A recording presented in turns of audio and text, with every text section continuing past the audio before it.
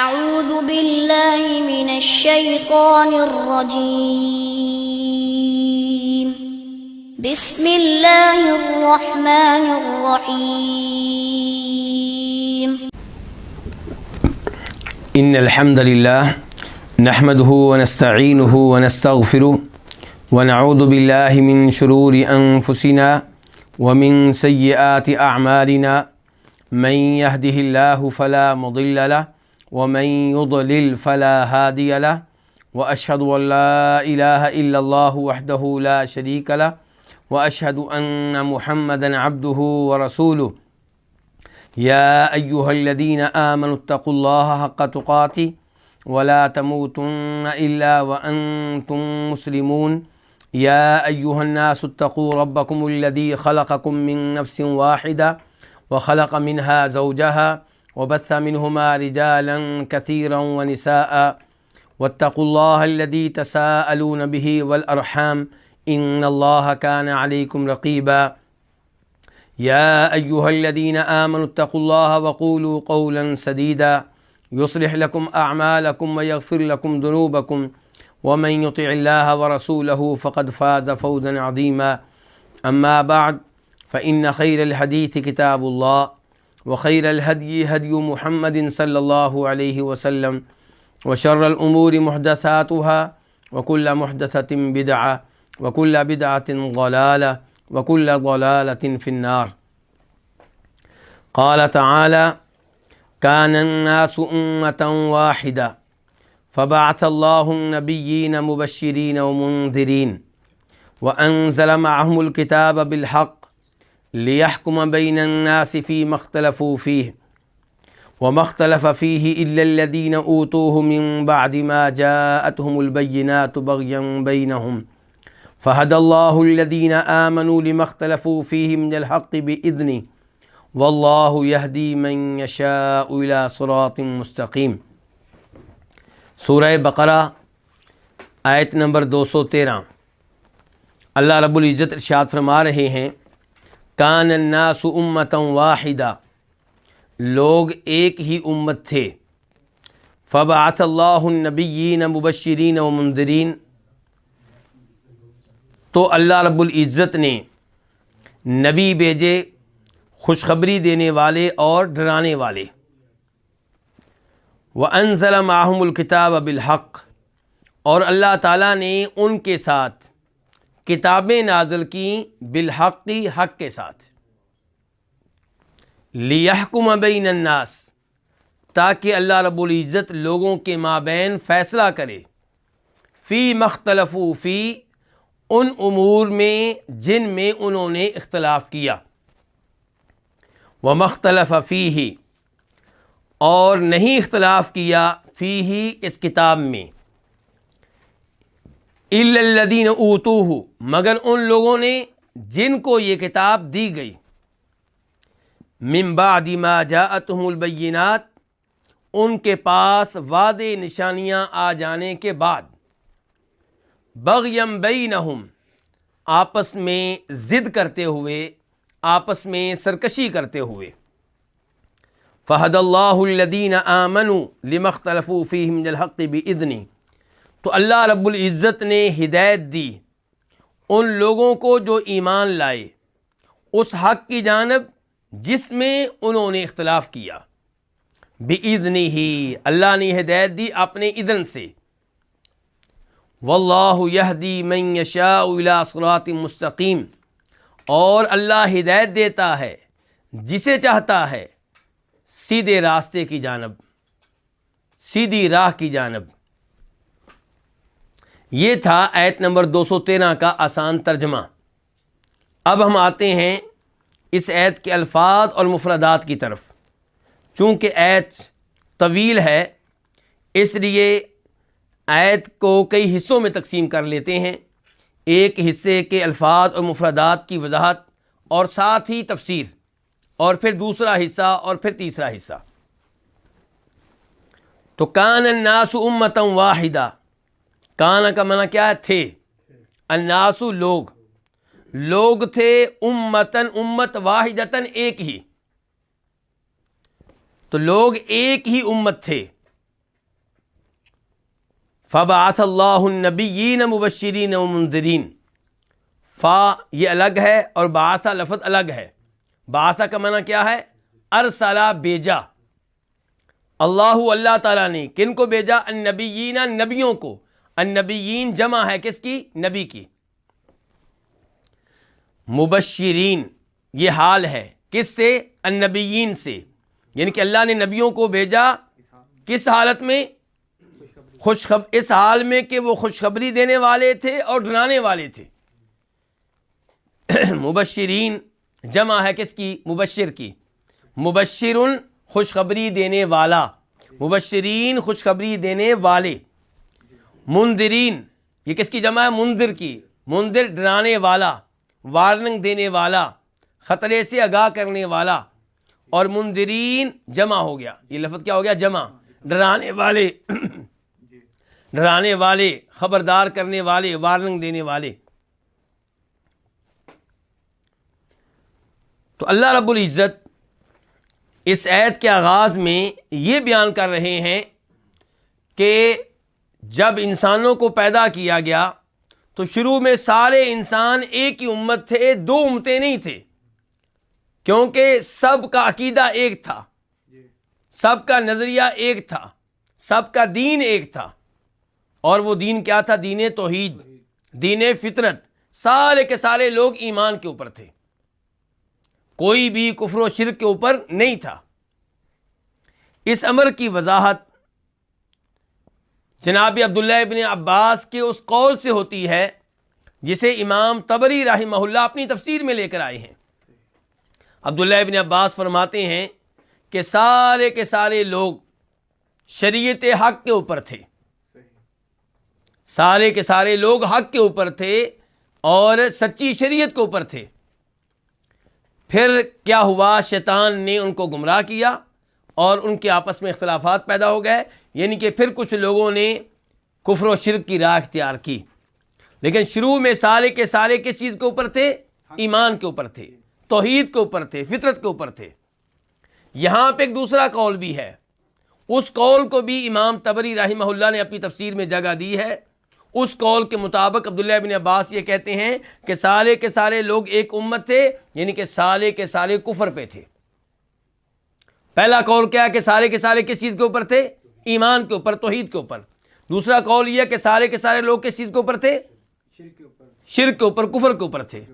لیکن دوسرا قول یہ عبداللہ ابن عباس سے ثابت نہیں ہے، اسی لیے امام ابن کثیر رحمہ اللہ اپنی تفسیر میں فرماتے ہیں کہ عبداللہ ابن عباس سے اگرچہ دونوں قول مروی ہیں، دونوں روایت کیے گئے ہیں، لیکن پہلا قول ہی درست ہے، سند کے لحاظ سے بھی، متن کے لحاظ سے بھی۔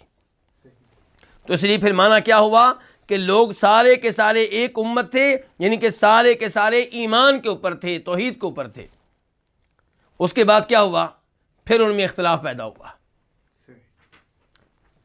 تو یہاں پہ فبعث جو لفظ ہے، اس سے پہلے ایک لفظ مقدر ہے، وہ کیا ہے؟ فاختلفوا۔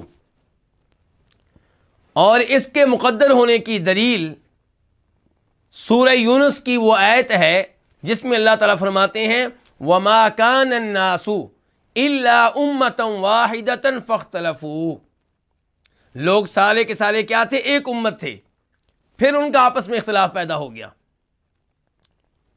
تو یہاں پہ بھی یہ لفظ مقدر ٹھہرے گا کہ لوگ سارے کے سارے ایک امت تھے، پھر کیا ہوا؟ ان میں اختلاف ہو گیا۔ اختلاف کیا ہوا؟ کچھ لوگوں نے کفر کی راہ اختیار کر لی، تو اب لوگوں کے دو گروہ بن گئے، ایک ایمان والا گروہ اور دوسرا وہ گروہ جو کفر و شرک کے اوپر تھا۔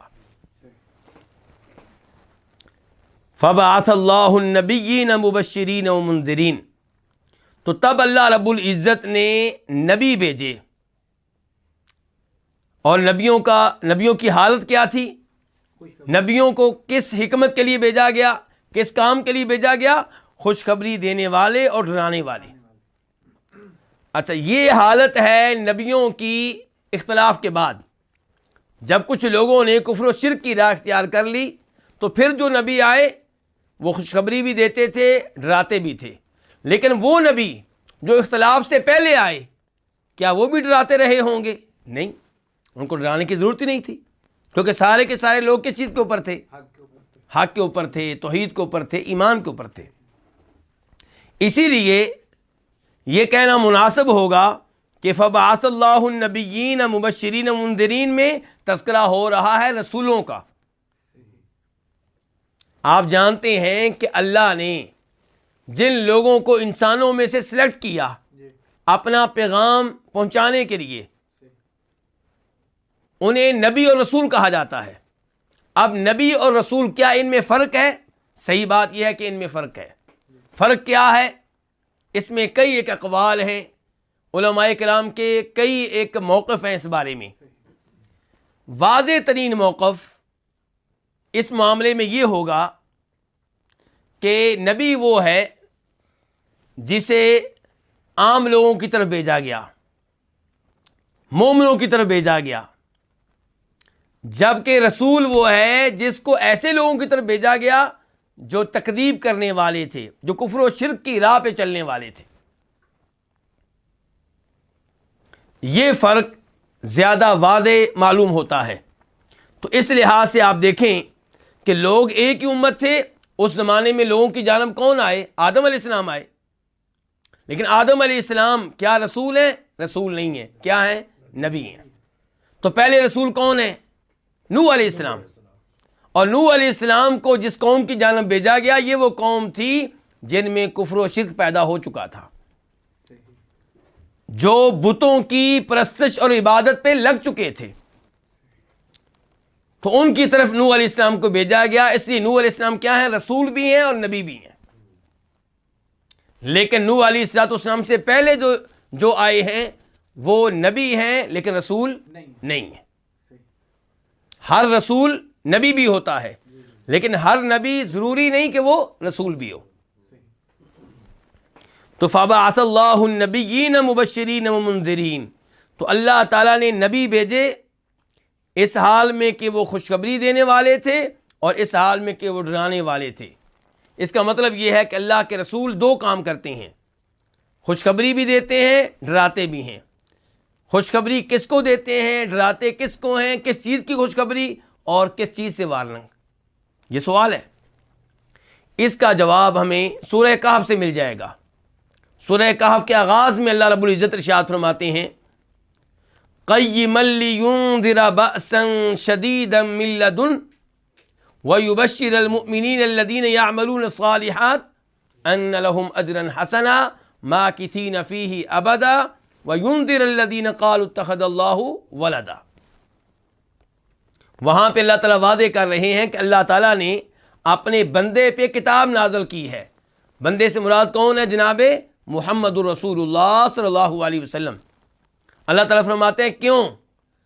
تاکہ جناب محمد رسول اللہ کے شدید عذاب سے ڈرائیں۔ تو ڈرانا کس سے ہے؟ اللہ کے عذاب سے۔ اور اس کے بعد اللہ تعالیٰ کہتے ہیں وہ یبشر المؤمنین، اور تاکہ آپ مومنوں کو خوشخبری دے دیں۔ وہ مومن الذین یعملون الصالحات، جو نیک اعمال بجا لاتے ہیں۔ خوشخبری کیا؟ کہ ان لہم اجرا حسنا، کہ انہیں بہترین اجر ملے گا، جنت ملے گی، اجر و ثواب ملے گا۔ ماکثین فیہ ابدا، وہاں پہ وہ ہمیشہ ہمیشہ رہیں گے۔ وینذر الذین قالوا اتخذ اللہ ولدا، تاکہ آپ ان لوگوں کو وارننگ دیں، ان لوگوں کو خبردار کریں جن کا عقیدہ یہ ہے کہ اللہ تعالیٰ کی اولاد ہے۔ اب اللہ تعالیٰ کی اولاد کا عقیدہ رکھنے والے اہل مکہ ہیں جو کہتے ہیں کہ فرشتے اللہ کی بیٹیاں ہیں۔ اللہ کی اولاد کا عقیدہ رکھنے والے عیسائی ہیں جو کہتے ہیں عیسیٰ علیہ السلام اللہ کے بیٹے ہیں۔ اللہ کی اولاد کا عقیدہ رکھنے والے یہودی ہیں جو کہتے ہیں عزیر اللہ تعالیٰ کے بیٹے ہیں۔ تو اب پتہ یہ چلا کہ انبیاء کرام علیہ الصلوۃ والسلام خوشخبری دینے والے بھی تھے، ڈرانے والے بھی تھے۔ خوشخبری ان کو دیتے تھے جو ان پہ ایمان لے آئیں، جو ان کی شریعت پہ چلیں۔ خوشخبری کس چیز کی؟ جنت کی، اللہ رب العزت کی طرف سے رضامندی کے حصول کی، کہ اللہ ان کے اوپر راضی ہو جائے گا، اور اللہ کا راضی ہو جانا بہت بڑی نعمت ہے۔ ومنذرین، اور ڈرانے والے تھے کس چیز سے؟ اللہ کے عذاب سے، جہنم سے، اللہ کے غصے سے۔ کن کو ڈرانے والے تھے؟ ان کو جو ایمان نہ لائیں، جو کفر کی راہ اختیار کریں، شرک کی راہ اختیار کریں۔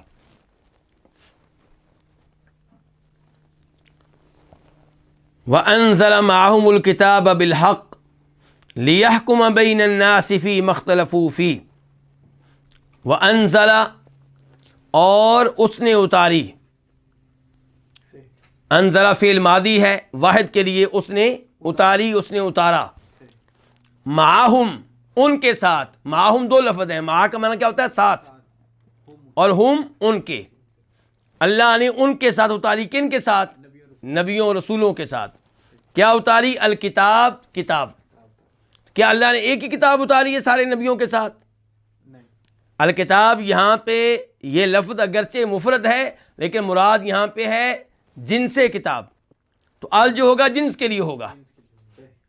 اس کا مطلب یہ ہے کہ ان کے ساتھ اللہ نے کتابیں اتاری، بالحق کی، حق کے ساتھ۔ با کا معنی کیا؟ ساتھ۔ الحق کا معنی کیا؟ حق، حق کے ساتھ۔ اس سے کیا مراد ہے حق کے ساتھ؟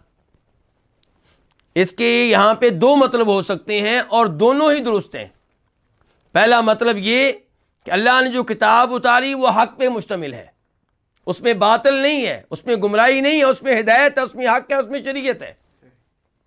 اور دوسرے نمبر پہ یہ کہ اللہ کا کتابوں کو اتارنا یہ ایک حقیقت ہے، یہ سچائی ہے، یہ درست ہے۔ کوئی یہ نہ کہے کہ یہ کتابیں انسانوں کی بنائی ہوئی ہیں، جو نبی ہونے کا دعویٰ کرتے تھے ان کی بنائی ہوئی ہیں، نہیں، یہ اللہ رب العزت کی طرف سے نازل کرتا ہے۔ اندازہ لگا سکتے ہیں کہ اللہ رب العزت نے بندوں پہ کس قدر رحمت کی ہے، اور اللہ رب العزت اپنے بندوں کو جہنم کی آگ سے بچانا چاہتے ہیں۔ اللہ تعالیٰ اپنے بندوں کے ساتھ خیر کا معاملہ کرنا چاہتے ہیں، چنانچہ اللہ نے نازل کی ان کے ساتھ، کن کے ساتھ؟ نبیوں کے ساتھ۔ کیا نازل کی؟ کتابیں۔ اور یہاں پہ لفظ کیا بولا گیا ہے؟ اللہ نے نازل کی، یہ نہیں کہا کہ اللہ نے دیں، اتاری۔ اور اتارے جو لفظ ہے کہ اتاری، اس کا مطلب یہ ہے کہ اوپر سے اتاری۔ تو اوپر سے کیوں اتاری؟ کیونکہ اللہ رب العزت اوپر ہے۔ تو اس لفظ سے پتہ چلتا ہے کہ اللہ رب العزت اوپر ہیں، جیسا کہ دیگر آیات سے پتہ چلتا ہے کہ اللہ تعالیٰ عرش کے اوپر ہیں، اپنی مخلوقات سے اوپر ہیں۔ اللہ تعالیٰ مخلوقات میں نہیں ہے، مخلوقات سے نیچے نہیں ہے، ہر مخلوق سے اوپر اللہ رب العزت ہے۔ اور سب سے اوپر اللہ کی مخلوقات میں سے کون سی مخلوق ہے؟ عرش۔ تو وَأَنزَلَ مَعَهُمُ الْكِتَابَ، تو اللہ نے ان نبیوں کے ساتھ کتابیں نازل کی، بالحق کی، حق کے ساتھ۔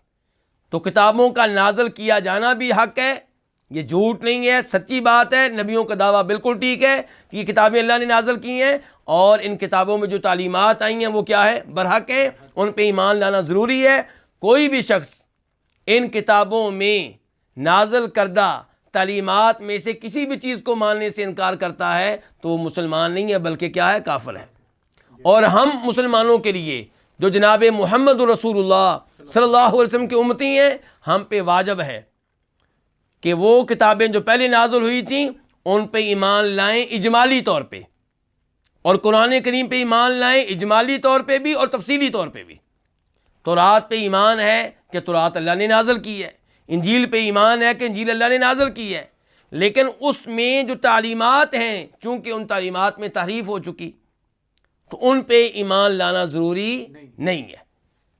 لیکن قرآن کریم اس کے اوپر اجمالی ایمان بھی ضروری ہے اور تفصیلی ایمان بھی ضروری ہے۔ قرآن کریم کی ایک ایک آیت پہ، ایک ایک آیت کے ایک ایک جملے پہ، ایک ایک جملے کے ایک ایک لفظ پہ ایمان لانا ضروری ہے۔ تو اللہ نے کتابیں کیوں نازل کی؟ فرمایا لِيَحْكُمَ بَيْنَ النَّاسِ، تاکہ اللہ تعالیٰ ان کتابوں کے ذریعے لوگوں کے درمیان فیصلہ کرے ان کے اختلافی امور میں۔ اس سے پتہ چلا کہ اگر لوگ اللہ کی نازل کردہ کتاب خصوصاً قرآن کریم کو مضبوطی سے تھام لیں تو اس سے لوگوں میں اختلافات ختم ہو جائیں گے۔ تو متحد ہونے کا طریقہ یہ نہیں ہے کہ ہر آدمی اپنے اپنے مسلک کو مضبوطی سے تھام لے، اپنے اپنے امام کو مضبوطی سے تھام لے، اپنے اپنے بزرگوں اور پیروں کو مضبوطی سے تھام لے، بلکہ متحد ہونے کا طریقہ یہ ہے کہ سارے کے سارے لوگ کتاب اللہ کو مضبوطی سے تھام لیں اور یہ طے کر لیں کہ جس مسئلے میں اختلاف موجود ہے اس مسئلے میں ہم نے رجوع کرنا ہے اللہ کی کتاب کی طرف، جیسا کہ اللہ تعالیٰ فرماتے ہیں ایک اور مقام پہ فَإِن تَنَازَعْتُمْ فِي شَيْءٍ فَرُدُّوهُ إِلَى اللَّهِ وَالرَّسُولِ، کہ اگر تمہارے درمیان کسی بھی مسئلے میں اختلاف ہو جائے تو رجوع کس سے کرو؟ اللہ سے اور اللہ کے رسول سے۔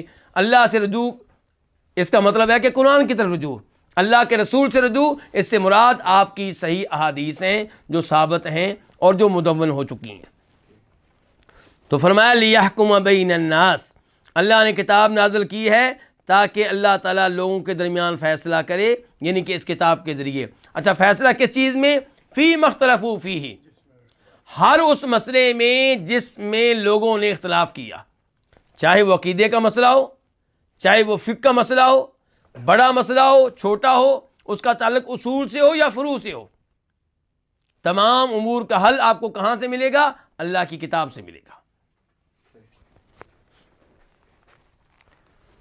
اس کے بعد اللہ تعالیٰ ارشاد فرماتے ہیں وَمَا اخْتَلَفَ فِيهِ إِلَّا الَّذِينَ أُوتُوهُ مِن بَعْدِ مَا جَاءَتْهُمُ الْبَيِّنَاتُ بَغْيًا بَيْنَهُمْ۔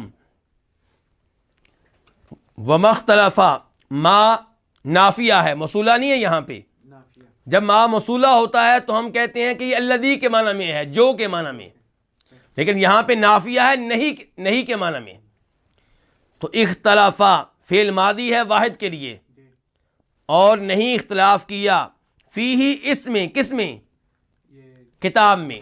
ضمیر کدھر لوٹ رہی ہے؟ کتاب کی طرف، کہ نہیں اختلاف کیا اس میں، یعنی کہ اس کتاب میں، الا مگر، الذین ان لوگوں نے، اسم موصول ہے جمع کے لیے، ان لوگوں نے، اوتوہ جو یہ دیے گئے، جن کو یہ چیز ملی، یہ کیا؟ یہ کتاب ملی۔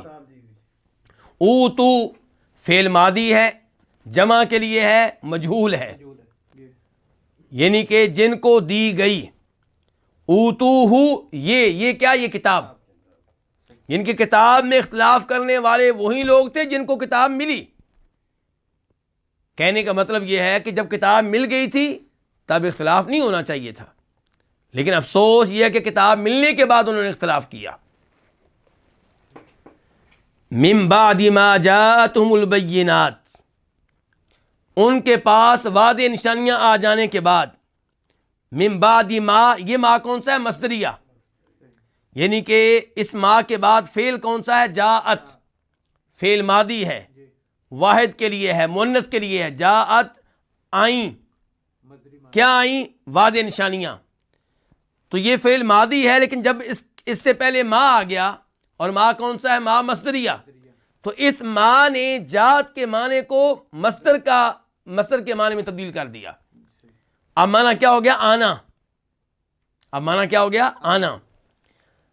من بعد ما جاءتہم، ہم سے مراد کیا ہیں؟ یہ لوگ جنہوں نے اختلاف کیا، جنہیں کتاب ملی۔ البینات، بینت ان کی جمع ہے، واضح نشانیاں، اور البینات یہ دراصل صفت ہے، اس سے پہلے موصوف مقدر ہے، الآیات البینات، یعنی کہ واضح نشانیاں آ جانے کے بعد۔ یہ الفاظ من بعد ما جاءتهم البینات اگرچہ الا الذین اوتوہ کے بعد مذکور ہیں، لیکن معنی کے لحاظ سے، ترتیب کے لحاظ سے یہ الفاظ الا الذین اوتوہ سے پہلے ہیں، کہ وہ مختلف فیہ، نہیں انہوں نے اس کتاب میں اختلاف کیا، واضح نشانیاں آ جانے کے بعد اس کتاب میں نہیں اختلاف کیا، واضح نشانیاں آ جانے کے بعد، مگر ان لوگوں نے جن کو یہ کتاب دی گئی۔ بغیم بینہم، بغین سرکشی کرتے ہوئے، ظلم و زیادتی کرتے ہوئے، ضد کرتے ہوئے، بینہم آپس میں، بینہم کا معنی کیا ہے؟ آپس میں۔ تو بغین جو ہے یہ مفعول لہو ہے، کہ اختلاف کیوں کیا؟ بغین کا تعلق ہے اختلاف لفظ سے، یعنی کہ اختلاف کیوں کیا انہوں نے؟ بغیم بینہم، آپس کی ضد کی وجہ سے۔ تو اللہ رب العزت یہاں پہ بیان کر رہے ہیں کہ کتاب نازل ہو جانے کے باوجود اختلافات ختم کیوں نہیں ہوئے، کتاب نازل ہو جانے کے باوجود اختلافات کیوں برقرار رہے؟ اللہ تعالیٰ کہتے ہیں آپس کی ضد کی وجہ سے، ورنہ کتاب واضح تھی، اللہ کی کتاب واضح تھی، اللہ کی کتاب کی طرف سارے کے سارے رجوع کرتے تو اختلافات ختم ہو جاتے۔ کتاب میں واضح نشانیاں موجود تھیں، واضح تعلیمات موجود تھیں، لیکن پھر بھی اختلافات برقرار رہے، اور اس کی وجہ کیا ہے؟ آپس کی ضد، سرکشی، ظلم و زیادتی، اور یہی کچھ امت محمدیہ میں پایا جا رہا ہے۔ اللہ کا کلام واضح ہے، قرآن کریم واضح ہے۔ قرآن کریم ایسی کتاب نہیں ہے کہ جس سے لوگ گمراہ ہوں۔ قرآن کریم وہ کتاب ہے جو کتاب ہدایت ہے۔ اللہ تعالیٰ کہتے ہیں شہر رمضان الذی انزل فیہ القرآن ھدی للناس۔ اللہ تعالیٰ کہتے ہیں کہ ہم نے رمضان کے مہینے میں جو کتاب نازل کی ہے یہ کتاب ہدایت ہے، تمام لوگوں کے لیے کتاب ہدایت ہے، لیکن اس کے باوجود کئی لوگ گمراہ ہیں، ہدایت حاصل نہیں کر سکے۔ کیوں؟ بغیم بینہم، ضد کی وجہ سے، کبھی مسلمانوں سے ضد، کبھی مسلمانوں کے نبی جناب محمد رسول اللہ صلی اللہ علیہ وسلم سے ضد، اور مسلمانوں میں سے جو گمراہ ہیں وہ بھی اسی لیے قرآن و حدیث سے ضد۔ تو یہ جو ضد ہے، یہ جو سرکشی ہے، یہ جو ظلم و زیادتی ہے، یہ بہت بڑا سبب ہے جس کی وجہ سے امت میں اختلافات ہوتے ہیں۔ اور یہ الفاظ بتا رہے ہیں کہ اختلاف اچھی چیز نہیں ہے، اختلاف کا پایا جانا کوئی ایسی چیز نہیں ہے جس کے اوپر خوش ہوا جائے۔ کئی لوگ کہتے ہیں جی نبی علیہ الصلوۃ والسلام نے فرمایا تھا اختلاف امتی رحمہ، کہ میری امت میں جو اختلاف ہے یہ باعث رحمت ہے، تو یہ الفاظ نبی علیہ الصلوۃ والسلام سے ثابت نہیں ہیں، غلط طور پہ آپ کی طرف منسوب کیے جاتے ہیں۔ یہ الفاظ وضع کردہ ہیں، من گڑت ہیں، خود ساختہ ہیں، اور یہ الفاظ قرآن کے بھی خلاف ہیں۔ قرآن سے یہ ثابت ہوتا ہے کہ اختلاف باعث رحمت نہیں بلکہ باعث عذاب ہے۔ اللہ تعالیٰ فرماتے ہیں وَلَا يَزَالُونَ مُخْتَلِفِينَ، سورہ ہود، وَلَا يَزَالُونَ مُخْتَلِفِينَ إِلَّا مَن رَحِمَ رَبُّكَ، کہ یہ لوگ آپس میں اختلافات کرتے رہیں گے، تقسیم رہیں گے، اور اختلاف سے وہی محفوظ رہ سکیں گے، اختلاف سے وہی بچ سکیں گے جن پہ تیرے رب کی رحمت ہوگی۔ پتہ چلا رحمت ان پہ ہوتی ہے جو اختلافات سے بچے ہوئے ہوں، اور جو اختلافات کرنے والے ہیں ان کے بارے میں اللہ نے یہ نہیں کہا کہ ان کے اوپر اللہ کی رحمت ہے۔ اس کے بعد اللہ تعالیٰ فرماتے ہیں فَهَدَى اللَّهُ الَّذِينَ آمَنُوا لِمَا اخْتَلَفُوا فِيهِ مِنَ الْحَقِّ بِإِذْنِهِ۔ فَهَدَى، ہدا فعل ماضی ہے، واحد کے لیے ہے، اس نے ہدایت دی، اور یہاں پہ ہدایت دینے والے کون ہیں؟ اللہ رب العزت۔ ہدایت کن کو دی؟ الذین آمنوا، ان لوگوں کو جو ایمان لائے۔ الذین اسم موصول ہے جمع کے لیے، آمنوا فعل ماضی ہے جمع کے لیے، ایمان لائے۔ اس کا واحد کیا ہوتا ہے؟ آمنا، وہ ایمان لایا۔ اللہ نے ہدایت دی ان لوگوں کو جو ایمان لائے، لما اختلفوا فیہ من الحق، اس حق کی جانب جس میں انہوں نے اختلاف کیا۔ لما یہ دو لفظ ہیں، لام اور ما۔ تو ما کیا ہے؟ اسم موصول، الذی کے معنی میں، اس چیز کی جس میں انہوں نے اختلاف کیا۔ اختلافو فعل ماضی ہے جمع کے لیے ہے، انہوں نے اختلاف کیا۔ من الحق، یہ من بیانیہ ہے، یہ من بیانیہ ہے، یہ وضاحت کر رہا ہے لما اختلفوا فیہ کے ما کی، کہ اللہ نے ہدایت دی ان لوگوں کو جو ایمان لائے اس چیز کی۔ وہ چیز کیا ہے؟ حق، یعنی کہ اللہ نے ایمان والوں کو ہدایت دی اس حق کی جانب جس میں انہوں نے اختلاف کیا تھا۔ بِإِذْنِهِ، بِإِذْنِهِ کا تعلق ہے ہدا لفظ سے، کہ اللہ نے یہ جو ہدایت دی ہے ایمان والوں کو، بِإِذْنِهِ اپنے اذن سے دی ہے، اپنے حکم سے دی ہے۔ اور اللہ رب العزت کے اذن جو ہوتے ہیں دو طرح کے ہوتے ہیں، ایک اللہ کا اذن اور حکم ہوتا ہے شرعی، اور ایک اللہ کا حکم ہوتا ہے کونی۔ جب اللہ تعالیٰ شرعی حکم دیتے ہیں تو اسے کچھ لوگ مان لیتے ہیں، کچھ لوگ نہیں مانتے۔ تو اللہ کا شرعی حکم کبھی واقع ہوتا ہے، کبھی واقع نہیں ہوتا۔ مثال کے طور پہ اللہ تعالیٰ کہتے ہیں نماز قائم کرو، تو کیا اللہ کے اس حکم کو سب نے مان لیا؟ نہیں، سب نے نہیں مانا۔ اور یہ اللہ کا شرعی حکم ہے. تو اس لیے ہم کہہ رہے ہیں اللہ کا شرعی حکم کبھی واقع ہوتا ہے, کبھی واقع نہیں ہوتا. کئی لوگ اسے مان لیتے ہیں, کئی نہیں مانتے. لیکن اللہ چاہتے کیا ہیں کہ اللہ کا یہ حکم مانا جائے یا نہ مانا جائے؟ اللہ چاہتے ہیں کہ اللہ کا یہ حکم مانا جائے. اس لیے ہم کہتے ہیں اللہ کا شرعی حکم ہے. اور ایک اللہ کا حکم ہوتا ہے کونی, جس کا تعلق کائنات کے معاملات سے ہے, وہ شرعی حکم نہیں ہے. اللہ کا کونی حکم ہو کر رہتا ہے, اللہ کا کونی حکم واقع ہو کر رہتا ہے. اس کے بارے میں آپ یہ نہیں کہہ سکتے کہ کبھی ہوتا ہے کبھی نہیں ہوتا, بلکہ وہ ہمیشہ ہوتا ہے. لیکن وہ اللہ کا کونی حکم ہے, کبھی اللہ کو پسند ہوگا کبھی اللہ کو پسند نہیں ہوگا. مثال کے طور پہ اللہ رب العزت نے فرعون کو ہدایت سے محروم رکھا ہے. کیوں؟ کیونکہ اس نے غلط راہ کا انتخاب کیا. موسیٰ علیہ السلام کی دعوت کو ریجیکٹ کر دیا. ہدایت اس کے پاس آئی, اللہ کے نبی اس کے پاس آئے, اللہ کی طرف سے حق اس تک پہنچا, لیکن اس نے ریجیکٹ کر دیا. تو اللہ نے اس کو ہدایت سے کیا کر دیا؟ محروم کر دیا. پھر اللہ نے اس کو گمراہی پہ لگا دیا. اللہ کا اس کو گمراہی پہ لگا دینا اور ہدایت سے محروم کر دینا, یہ کیا ہے؟ یہ اللہ کا کونی حکم ہے. یہ اللہ کا کونی حکم ہے, یہ اللہ کا شرعی حکم نہیں ہے. تو اللہ تعالیٰ کا کونی حکم نافذ ہو کر رہتا ہے. تو اللہ رب العزت نے ایمان والوں کو جو ہدایت دی ہے یہ اللہ کا کونی حکم ہے. اس کو مومنوں نے مانا, اس میں چوائس نہیں تھی. تو فرمایا فہد اللہ الذین آمنوا, تو اللہ تعالیٰ نے ہدایت دی ہے کن کو؟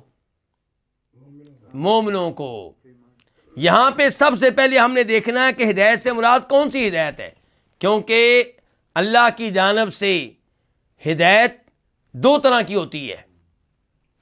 ایک اللہ کی ہدایت جس کو کہتے ہیں ہدایت ارشاد, اور ایک ہے اللہ تعالیٰ کی ہدایت, ہدایت توفیق. ہدایت ارشاد کا مطلب کیا ہوتا ہے؟ ارشاد کہتے ہیں کسی کو گائیڈ کر دینا, رہنمائی کر دینا, راستہ دکھا دینا. تو اللہ تعالیٰ کی ہدایت ارشاد سب کے لیے ہے. اللہ نے ہدایت ارشاد کی وجہ کے لیے اپنے رسول بھیجے ہیں, نبی بھیجے ہیں, کتابیں نازل کی ہیں. لیکن ہدایت توفیق یہ ہر ایک کو نہیں ملتی, یہ خاص خاص بندوں کو ملتی ہے. آپ ایک آیت کے اوپر غور کریں جو سورہ قصص میں آئی ہے. اللہ تعالیٰ فرماتے ہیں اپنے نبی کو مخاطب کر کے علیہ الصلاۃ والسلام, انک لا تہدی من احببت ولکن اللہ یہدی من یشاء. آپ جس کو چاہیں ہدایت دے لیں, ایسا نہیں ہوتا. جس کو اللہ چاہے ہدایت دیتا ہے. اس ایسے کیا پتا چلا کہ ہدایت کس کے ہاتھ میں ہے؟ اللہ کے ہاتھ میں, اور نبی علیہ السلام کے ہاتھ میں ہدایت نہیں ہے. جبکہ سورہ شورى میں اللہ فرماتے ہیں وَإِنَّكَ لَتَهْدِي إِلَىٰ صِرَاطٍ مُسْتَقِيمٍ, کہ اے ہمارے نبی آپ صراط مستقیم کی طرف ہدایت دیتے ہیں. تو ایک جگہ کہا گیا نبی علیہ السلام ہدایت دیتے ہیں, دوسری جگہ کہا گیا نبی علیہ السلام ہدایت نہیں دیتے. اور یہ دونوں آیتیں کہاں آئی ہیں؟ قرآن میں. تو وہ لوگ جو نبی علیہ السلام کی احادیث کو ریجیکٹ کر دیتے ہیں یہ کہہ کر کے قرآن کے خلاف ہیں, کیا یہاں پہ ایک آیت کو ریجیکٹ کریں گے؟ نہیں کریں گے, کیونکہ ان کو پتا ہے کہ دونوں آیتیں اللہ کی طرف سے ہیں اور اللہ کا کلام غلط نہیں ہو سکتا. غور و فکر کرتے ہیں, پھر ایک نتیجے تک پہنچ جاتے ہیں. کیا نتیجہ نکلے گا؟ کہ جس ہدایت کا اثبات ہے وہ اور ہے اور جس کی نفی ہے وہ اور ہے. جہاں پہ کہا جا رہا ہے کہ نبی علیہ السلام ہدایت دیتے ہیں, وہاں پہ ہدایت سے مراد ہدایت ارشاد ہے, کہ آپ رہنمائی کر دیتے ہیں, لوگوں سے کہتے ہیں کہ یہ کام کرو گے تو جہنم کی آگ سے بچ جاؤ گے, یہ کام کرو گے تو جہنم میں جانے کا خطرہ ہے, یہ کام کرو گے تو جنت میں جانے کی امید ہے, اور یہ کام نہیں کرو گے تو جنت سے محروم ہونے کا خطرہ ہے. تو آپ گائیڈ کرتے ہیں, اس لحاظ سے آپ ہادی ہیں, رہبر و رہنما ہیں, اور آپ اس ہدایت کے مالک ہیں, ہدایت ارشاد. اور جہاں پہ کہا گیا کہ آپ یہ ہدایت نہیں دے سکتے, جس کو آپ چاہیں اس کو ہدایت دے دیں, ایسا نہیں ہے. اس ہدایت سے مراد کیا؟ ہدایت توفیق، کسی کے دل میں ایمان کو داخل کر دینا۔ تو دلوں میں ایمان کو داخل کرنے والا کون ہے؟ ایک اللہ رب العزت۔ اس ہدایت کا مالک صرف اللہ ہے۔ نبی علیہ الصلوۃ والسلام اپنے چچا سے کہہ رہے ہیں فوت ہونے سے پہلے، یا عمی قل لا الہ الا اللہ کلمۃ احاج لک بہا عند اللہ، چچا آپ کلمہ پڑھ دیں، میں اللہ کے ہاں آپ کا دفاع کر سکوں گا۔ یہ آپ ہدایت دے رہے ہیں، کون سی ہدایت؟ ہدایت ارشاد۔ لیکن کیا آپ چچا کے دل میں ایمان داخل کرنے میں کامیاب ہو سکے؟ نہیں۔ تو اللہ نے کہا کہ آپ ہدایت کے مالک نہیں ہیں، کہ ہدایت توفیق کے مالک نہیں ہیں۔ تو یہاں پہ جس ہدایت کا تذکرہ ہے یہ کون سی ہدایت ہے؟ ہدایت توفیق، کیونکہ ہدایت ارشاد تو اللہ نے سب کو دی ہے، کافروں کو بھی مومنوں کو بھی، اور اللہ تعالیٰ یہاں پہ کہہ رہے ہیں کہ اللہ ہدایت دیتا ہے کن کو؟ مومنوں کو۔ تو یہ پھر کون سی ہدایت ہوئی؟ ہدایت توفیق۔ یہاں پہ غور کریں کہ اللہ کہہ رہے ہیں کہ میں یہ ہدایت کن کو دیتا ہوں؟ مومنوں کو۔ اس سے پتہ چلا ایمان کی اہمیت کا، جبکہ اللہ ہدایت توفیق سے محروم کن کو رکھتا ہے؟ فلما زاغوا ازاغ اللہ قلوبہم۔ اللہ ہدایت ارشاد سب کو دیتا ہے، نبی سب کی طرف بھیجتا ہے، اپنی کتابیں سب کے لیے نازل کرتا ہے، لیکن جو ایمان لانے کی بجائے، نبی کا کلمہ پڑھنے کی بجائے، اللہ کا کلام ماننے کی بجائے غلط راہ کا انتخاب کرے، سیدھے راستے پہ نہ چلے، تو اللہ تعالیٰ اس کو محروم کر دیتا ہے، اس کو اللہ تعالیٰ گمراہ کر دیتا ہے۔ تو یہاں پہ فرمایا فہد اللہ الذین آمنوا، اللہ تعالیٰ ہدایت دیتا ہے کن کو؟ ایمان والوں کو۔ اس سے پتہ چلا کہ ہدایت کا تعلق کس سے ہے؟ ایمان سے، اور ایمان ایک درجے کا نہیں ہوتا، کسی کا ایمان زیادہ کسی کا کم۔ اس کا مطلب یہ ہے کہ جو چاہتا ہے کہ مجھے صحیح ایمانوں میں ہدایت ملے، وہ ایمان میں اضافہ کرے۔ جیسے جیسے آپ کے ایمان کا لیول بڑھے گا، ویسے ویسے اللہ کی طرف سے ہدایت بڑھے گی۔ تو اگر آپ چاہتے ہیں کہ ہدایت آپ کو زیادہ ملے، تو آپ اپنے ایمان میں اضافہ کریں، ان اسباب کو اختیار کریں جن اسباب کے ذریعے ایمان بڑھتا ہے۔ فہد اللہ الذین آمنوا لما اختلفوا فیہ من الحق بإذنہ، تو اللہ نے ہدایت دی کن کو؟ ایمان والوں کو، اس حق کی جس حق میں انہوں نے اختلاف کیا۔ کنہوں نے اختلاف کیا؟ انہوں نے جن کو کتاب ملی تھی۔ اس کی ایک مثال آپ لے لیں، عیسیٰ علیہ السلام، ان کے بارے میں اختلاف کیا کنہوں نے؟ یہودیوں نے، عیسائیوں نے۔ عیسائیوں نے عیسیٰ علیہ السلام کو اللہ کا بیٹا قرار دے دیا، اور یہودیوں نے انہیں نبی ماننے سے انکار کر دیا، نعوذ باللہ زنا کی پیداوار قرار دیا۔ تو وہ بھی گمراہ ہوئے، وہ بھی گمراہ ہوئے۔ اللہ نے ہدایت دی کن کو؟ مومنوں کو۔ مومنوں نے کہا کہ عیسیٰ علیہ السلام زنا کی پیداوار نہیں ہے، بلکہ اللہ رب العزت نے عیسیٰ علیہ السلام کو خاص طریقے سے بغیر باپ کے پیدا کیا ہے، اور ان کی ماں کون ہے؟ اللہ کی نیک بندی جناب مریم، اور عیسیٰ علیہ السلام اللہ کے بزرگ ہیں، اللہ کے نبی ہیں، اللہ کے رسول ہیں، اللہ کے چنے ہوئے بندے ہیں۔ تو اللہ تعالیٰ نے مومنوں کو اس حق کے بارے میں ہدایت دی جس حق کے بارے میں وہ لوگ گمراہ ہوئے جنہوں نے اختلاف کی راہ اختیار کی، جن کو کتاب ملی تھی، تورات ملی تھی، انجیل ملی تھی۔ تو اللہ نے یہ ہدایت دی ہے بِإِذْنِهِ، اپنے اذن سے، یعنی کہ اپنے کونی حکم سے۔ وَاللَّهُ يَهْدِي مَن يَشَاءُ إِلَىٰ صِرَاطٍ مُسْتَقِيمٍ، اور اللہ ہدایت دیتا ہے جس کو چاہتا ہے۔ کون سی ہدایت؟ ہدایت توفیق۔ اس سے پہلے ان الفاظ کے مفردات، یہدی فعل مضارع ہے، پچھلے جملے میں آیا تھا فعل ماضی ہدا، اور یہ ہے مضارع ہدا یہدی۔ یہدی ہدایت دیتا ہے، من اسم موصول ہے جسے، یشاء وہ چاہتا ہے۔ ہدایت کس جانب دیتا ہے؟ الی صراط مستقیم، صراط مستقیم کی طرف۔ صراط کا معنی کیا ہوتا ہے؟ راستہ، مستقیم سیدھا، مستقیم صفت ہے کس کی؟ صراط کی۔ تو اللہ تعالیٰ ہدایت دیتا ہے جسے چاہتا ہے سیدھے راستے کی جانب، ہدایت سے مراد پھر کون سی ہدایت ہے؟ ہدایت توفیق. من یشاء، جسے چاہتا ہے. تو اللہ تعالیٰ ہدایت دیتا ہے جسے چاہتا ہے. یہاں پہ یہ بات ذہن میں رہے کہ اللہ کسی کو ہدایت دیتا ہے، کسی کو ہدایت سے محروم رکھتا ہے، اس کے پیچھے اللہ کی حکمت ہوتی ہے. اللہ جس کو ہدایت دیتا ہے وہ ہدایت کا حقدار ہوتا ہے، اور اللہ جسے ہدایت سے محروم رکھتا ہے اس میں اللہ رب العزت کا کیا ہوتا ہے؟ عدل و انصاف ہوتا ہے.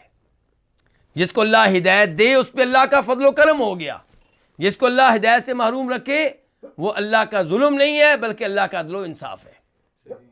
اور اس کی طرف اشارہ پہلے بھی کر چکا ہوں کہ اللہ نے کہا ہے کہ فلما زاغوا ازاغ اللہ قلوبہم، جب انہوں نے سیدھے راستے پہ چلنے کی بجائے غلط راستے کا انتخاب کیا تو اللہ نے بھی ان کے دلوں کو ٹیڑھا کر دیا. تو اس سے پتہ چلا ہدایت کا مالک اللہ ہے، تو پھر ہدایت کس سے مانگنی چاہیے؟ اللہ رب العزت سے مانگنی چاہیے. اللہ سے دعا کرتے رہنا چاہیے کہ اے اللہ مجھے ہدایت دے، اور ہدایت دینے کے بعد ہدایت نہ چھیننا. یا مقلب القلوب ثبت قلبی علی دینک، دلوں کو پھیرنے والے میرے دل کو نہ پھیرنا بلکہ میرے دل کو اپنے دین پہ قائم و دائم رکھنا.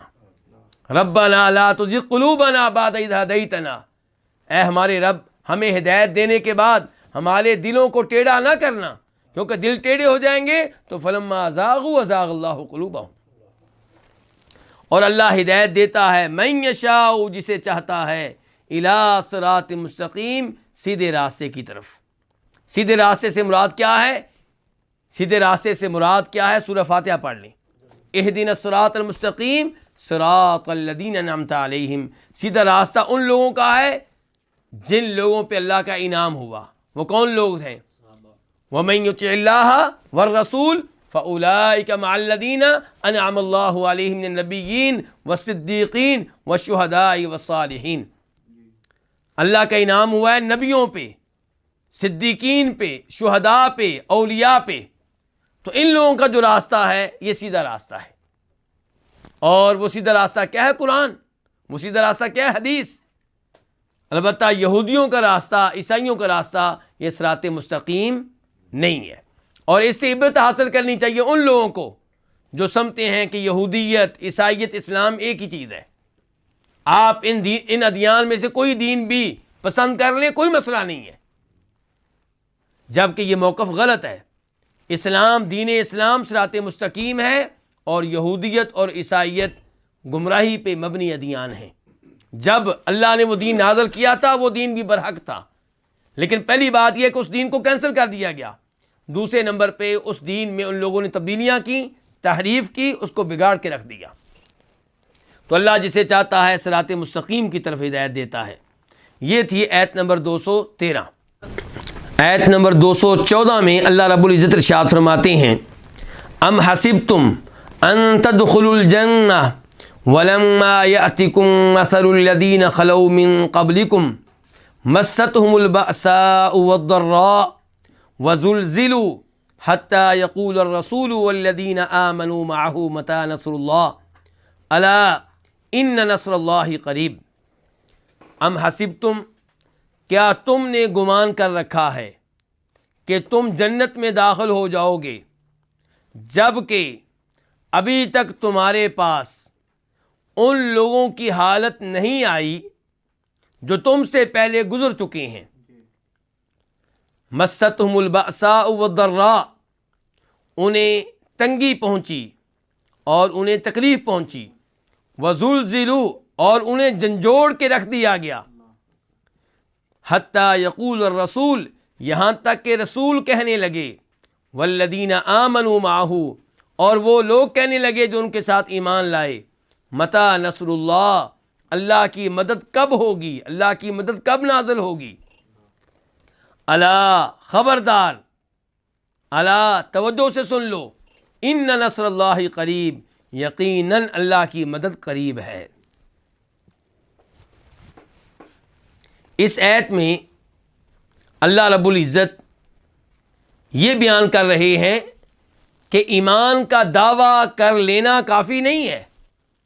جب آپ ایمان کا دعویٰ کریں گے تو کئی طرح کی مشکلات کا سامنا کرنا پڑے گا، کئی طرح کے مصائب کا سامنا کرنا پڑے گا.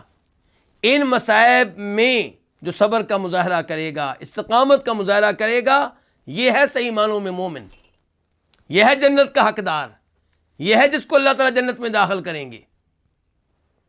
تو اللہ تعالیٰ فرماتے ہیں ام حسبتم ان تدخلوا الجنہ. ام اس کا معنی کیا ہے؟ کیا. اس کا معنی یا بھی کر سکتے ہیں. تو ام یہاں پہ منقطعہ ہے، یعنی کہ بلکہ تم نے گمان کیا ہے. کیا تم نے گمان کیا ہے؟ حسبتم فعل ماضی ہے جمع کے لیے، تم نے گمان کیا ہے. اس کا واحد کیا؟ حسیبہ، اس نے گمان کیا. ان یہ کہ ان مصدریہ ہے. تدخلو فعل مضارع ہے، اصل میں تھا تدخلون، نون گر گیا ہے کس کی وجہ سے؟ ان کی وجہ سے. تدخلون اس کا واحد کیا ہوگا؟ تدخلو. تو ان تدخلو کہ تم داخل ہو جاؤ گے، الجنت جنت میں. ولما واو حالیہ ہے، حالانکہ. لما ابھی تک نہیں، لما لفظ ہے ابھی تک نہیں. یاتی آئی، کم تمہارے پاس. یاتی اصل میں تھا یاتی، تا کے بعد یا بھی تھی، یا گر گئی ہے لما کی وجہ سے. تو یاتی کیا؟ فعل مضارع واحد کے لیے. اتا وہ آیا، یاتی وہ آتا ہے. کم تمہارے پاس. مثل یہ فاعل ہے کس کا؟ یاتی کا. مثل کا معنی کیا؟ حالت یا تشبیہ.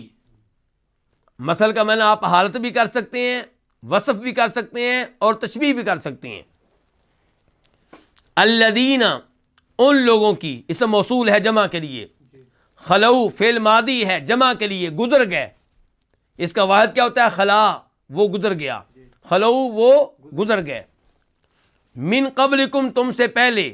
قبلکم دو لفظ ہیں، قبل اور کم. قبل کا معنی پہلے، کم تم سے پہلے. تو اللہ تعالیٰ فرما رہے ہیں کہ کیا تم نے یہ گمان کر رکھا ہے کہ تم جنت میں داخل ہو جاؤ گے جب کہ تمہارے پاس ابھی تک ان لوگوں کی حالت نہیں آئی، یعنی کہ تمہارا ابھی تک ان لوگوں کی طرح حال نہیں ہوا جو تم سے پہلے گزر گئے. ان کا کیا حال ہوا تھا اس کا تذکرہ اللہ رب العزت یہاں پہ بھی بیان کر رہے ہیں، اور نبی علیہ الصلوۃ والسلام نے بھی ایک حدیث میں بیان کیا ہے. اس حدیث کو امام بخاری اپنی صحیح میں لے کر آئے ہیں کہ نبی علیہ الصلوۃ والسلام مکہ میں تھے، کعبہ میں تھے.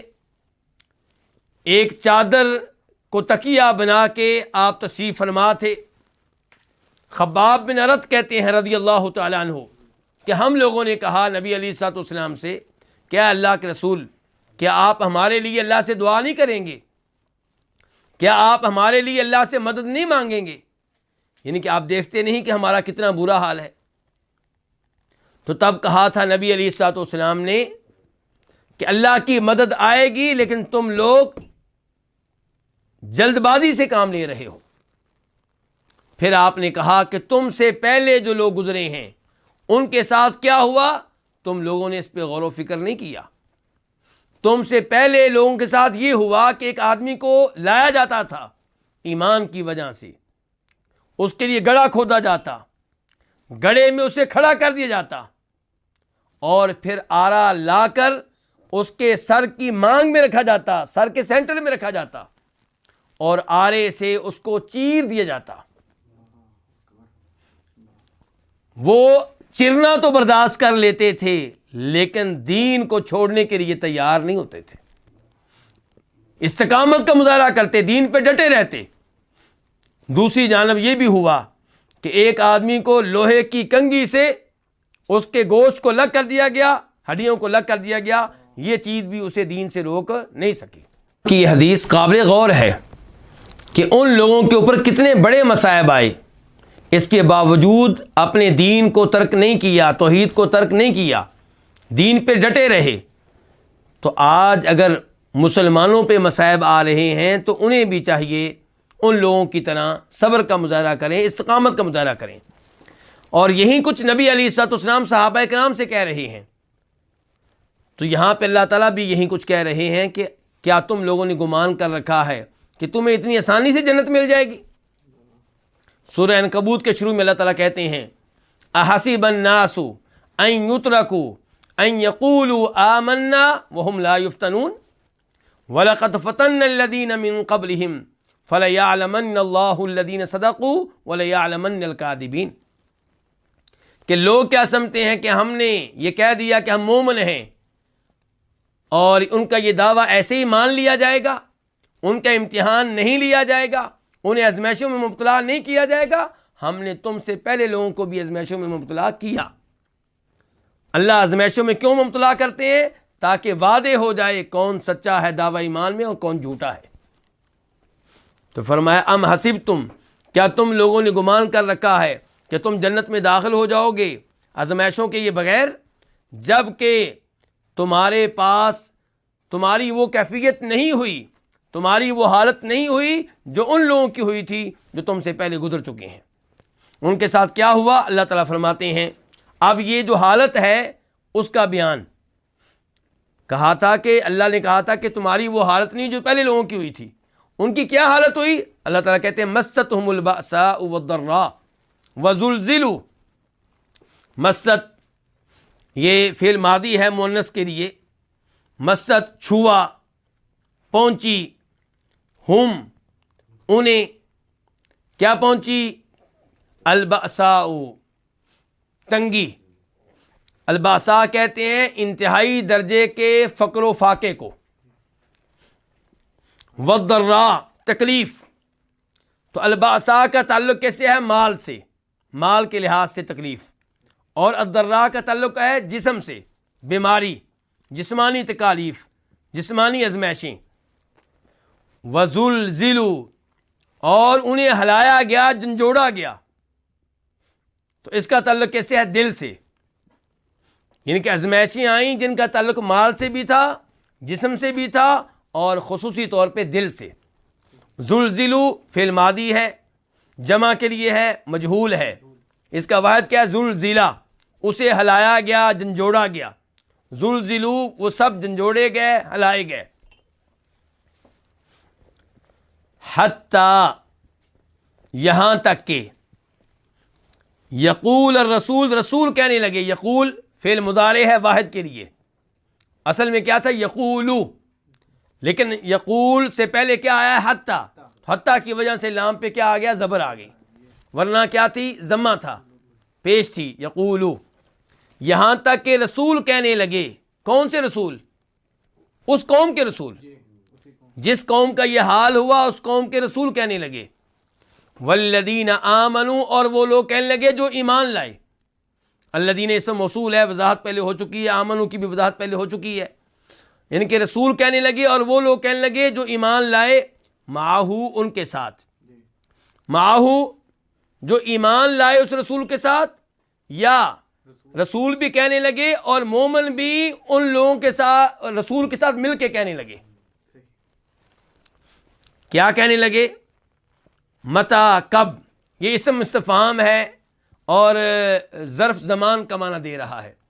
متا، کب، نصر اللہ، اللہ کی مدد، یعنی کہ کب آئے گی اللہ کی مدد۔ تو نصر کا معنی کیا؟ مدد، یعنی کہ رسول بھی کہنے لگے اور ان پہ ایمان لانے والے بھی ان کے ساتھ مل کے کہنے لگے اللہ کی مدد کب آئے گی۔ اب ہم غور کرتے ہیں اس جملے پہ جو ابھی ہم نے پڑھا ہے کہ اللہ رب العزت بیان کر رہے ہیں کہ تم سے پہلے جو لوگ تھے ان کے اوپر جو ازمائشیں آئیں ان کا تعلق مال سے بھی تھا اور جسم کی تکالیف سے بھی تھا، بیماریاں، زخم، جسمانی تکالیف۔ وزلزلوا، اور انہیں جھنجھوڑ دیا گیا، انہیں ہلایا گیا، یعنی کہ ان کی وہ صورتحال ہو گئی جو ایک وقت پہ مسلمانوں کی ہوئی تھی غزوہ احزاب میں۔ اللہ تعالیٰ فرماتے ہیں سورہ احزاب میں اذ جاؤکم من فوقکم ومن اسفل منکم، کہ جب تمہارے دشمن مدینہ کے بالائی علاقے سے بھی آئے اور مدینہ کے نچلے علاقے سے بھی آئے، اور اس وقت صورتحال کیا ہو گئی تھی؟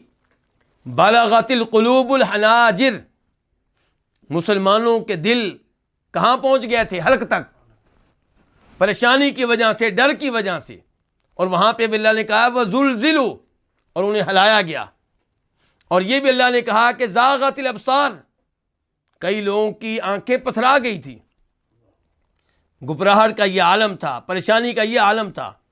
تو یہ سب کچھ پہلی امتوں کے ساتھ ہو چکا ہے. صورتحال اتنی سنگین ہو گئی کہ رسول کہہ بیٹھے کہ اللہ کی مدد کب آئے گی. اور یہاں پہ یہ بات ذہن میں رہے کہ رسول علیہ السلام نے اور مومنوں نے یہ الفاظ شکوے کے طور پہ نہیں کہے، اعتراض کے طور پہ نہیں کہے، بلکہ دعا کے طور پہ کہے کہ یا اللہ تیری مدد جلد آ جائے. وہ چاہتے تھے کہ اللہ کی مدد جلد آئے. اس انداز سے انہوں نے کہا متى نصر اللہ، گویا کہ وہ اللہ کی مدد مانگ رہے ہیں کہ اللہ کی مدد آ جائے، یعنی کہ ہماری بس ہو چکی. تو اللہ نے جواب کیا دیا؟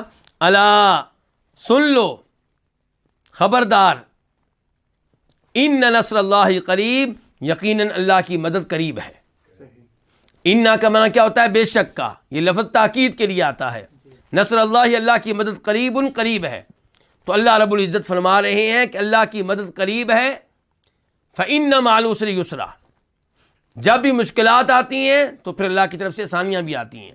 تو اللہ مدد کرتا ہے، لیکن شروع میں آزمائش ہوتی ہے. آپ اس حدیث پہ غور کریں جس حدیث میں عبداللہ ابن عباس بیان کرتے ہیں کہ ابو سفیان رضی اللہ عنہ بتایا کرتے تھے کہ جب صلح حدیبیہ ہوئی ہمارے درمیان اور مسلمانوں کے درمیان، انہی دنوں ہم کاروبار کے لیے شام گئے. تو ہرقل نے، جو روم کا سربراہ تھا، بادشاہ تھا، ہمیں طلب کیا اور ہم سے سوال کیے کن کے بارے میں؟ نبی علیہ الصلوۃ والسلام کے بارے میں. تب ابو سفیان مسلمان نہیں ہوئے تھے. تو ان سوالوں میں سے ایک سوال یہ تھا کہ تمہارے درمیان اور اس شخص کے درمیان جو نبوت کا دعویٰ کر رہا ہے کوئی لڑائیاں ہوئی ہیں؟ ابو سفیان نے کہا بالکل ہوئی ہیں. کہا پھر نتیجہ کیا نکلا؟ ابو سفیان نے کہا کہ کبھی ہم جیتے کبھی وہ جیتے.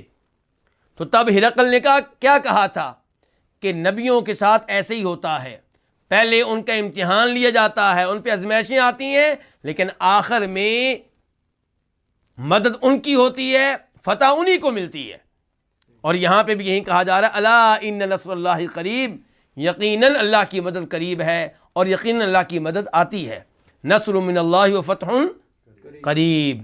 دوسرے مقام پہ بھی اللہ نے کہا ہے کہ اللہ کی مدد قریب ہے. تو اللہ رب العزت نے اس آیت میں واضح کر دیا کہ جو ایمان لائے گا اللہ رب العزت اس کا امتحان لیں گے، اس پہ مصائب آئیں گے. اگر انسان ان آزمائشوں پہ، مصائب پہ صبر کرے گا تب اللہ رب العزت بہترین اجر و ثواب دیں گے، دنیا میں بھی اور آخرت میں بھی. دنیا میں بھی اللہ کی مدد آئے گی اور روز قیامت بھی اللہ کی طرف سے جنت ملے گی. اللہ رب العزت سے دعا ہے کہ اللہ رب العزت ہمیں قرآن حکیم پہ ایسے ہی غور کرنے کی توفیق دے اور ایسی آیات سے عبرت حاصل کرنے کی توفیق دے. یقیناً ایسی آیتوں سے انسان کو حوصلہ ملتا ہے، تسلی ملتی ہے، آزمائشوں پہ صبر کرنے کا درس ملتا ہے. اللہ تعالی ہمیں آزمائشوں پہ صبر کرنے کی توفیق دے. اور اس سے پہلے ہم یہ سوال کرتے ہیں کہ اللہ آزمائشوں سے محفوظ رکھے. وآخر دعوانا ان الحمد للہ رب العالمین.